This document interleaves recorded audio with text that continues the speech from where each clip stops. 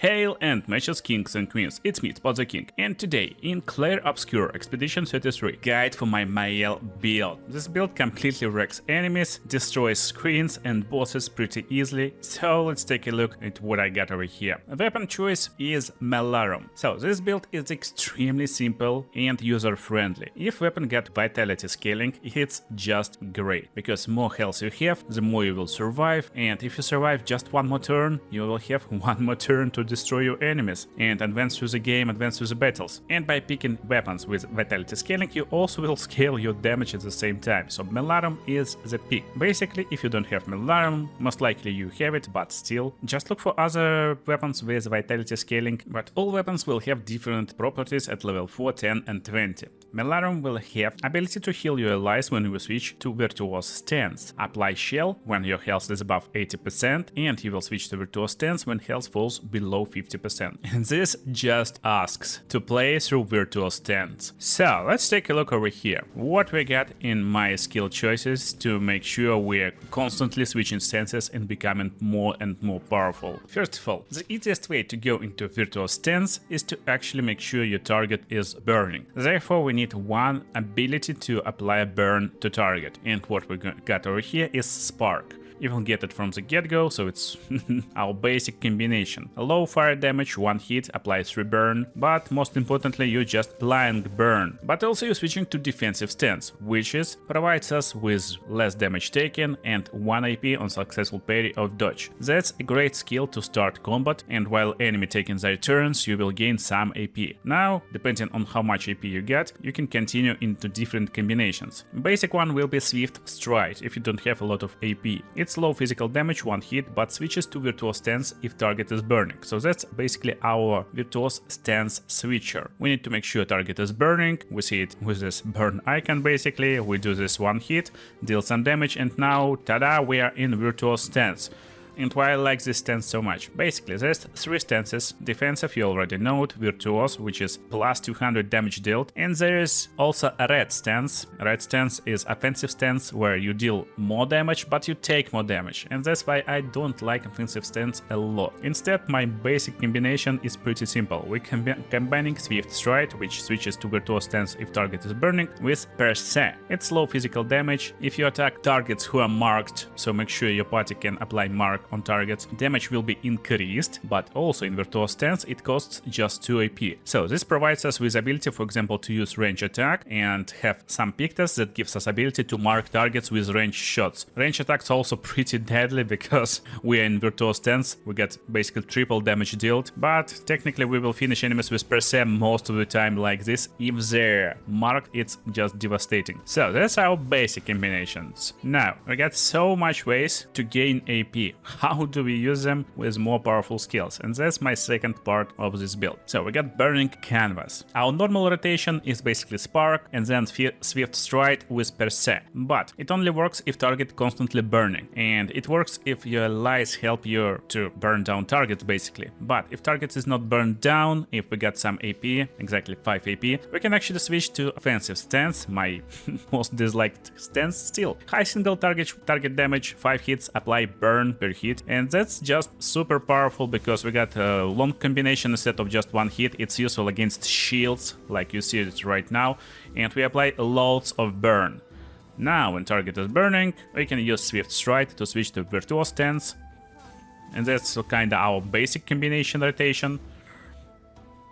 Even burn will deal more damage in Virtuous Stance, that's like most broken stuff. But there is one more. In case you don't want to leave Virtuous Stance, you actually can keep it by casting Flurried Fury if you are in Virtuous Stance. It's 3 hits, and if we are in Virtuous Stance, we stay in it, and also we can break stun. So there's some like really powerful stuff.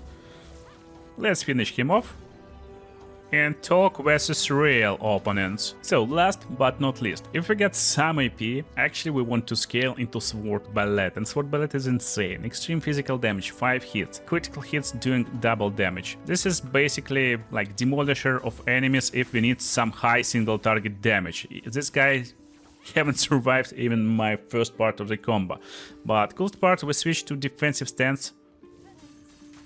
So next turn we are pretty like protected. Now, when all small guys left the field, how we deal versus bosses? Again, it's extremely simple and straightforward. Technically, we want to burn them down. There's two options, as I told you, Spark and Burning Canvas. We can go with Burning Canvas to like just fry him a little bit and apply loads of burn. With the right Pictus, it will be 10 burn in one turn, and it's switching us to offensive stance. Then on the next turn, we're switching to virtual stance since he is burning, and we will deal a lot more burn damage right after. And what you want to aim for is keeping your virtual stance and then just using sword ballet. With virtual stance, it just melts enemies. You see the damage, and damage is pretty much insane. Switching us to defensive stance again, where we can decide what we want to do. We want to apply burn or switch again to virtual stance. Just make sure you're switching stances every turn or you will lose your stance. It's not like a big problem, but still it's not something you want to do. You want to always keep some stance, but technically offensive stance is a bad one to keep.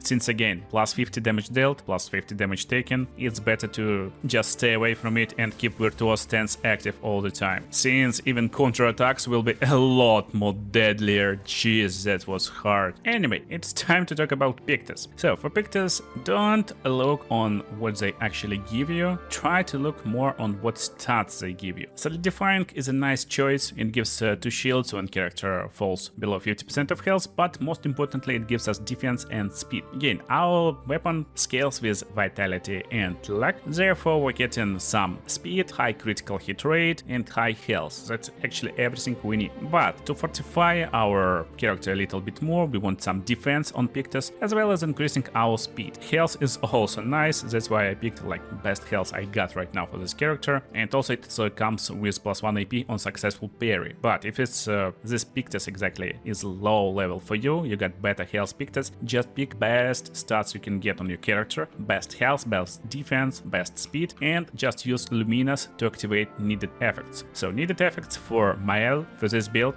is pretty simple. You just want to make sure you have ability to generate some AP. So stuff like energizing start, plus AP on battle start, energizing turn, super important, +1 AP on turn start. It's just something you want to have. Another stuff I'm using is critical burn, increasing critical chance on burning enemies. It's just great considering we always want to make sure our target is burning. And burn affinity will increase damage on burning targets. Dodger, just some AP on perfect dodge, very nice to generate AP. And then just some late game-ish stuff. Painted power damage can exceed 10k basically. You will unlock it in Act 3 for all characters. It's really cheap, just 5 points. And stuff that is not very cheap is double burn. Applying burn will give 1 more stack, so that's what providing me with 10 stacks of burn instead of just 5. And cheater, always play twice in a row. That's just the best Pictus you can get, as well as stuff like second chance is really nice, revive with more health, but I'm keeping this character at around 100 luminous right now, so technically you can build her really easily. And this was Maelle build. I hope you enjoyed it. You will have blast playing it in Expedition 33, but of course Maelle needs some allies. Make sure to watch other cool videos on the screen right now. This is great builds for your allies to make really cool and powerful party.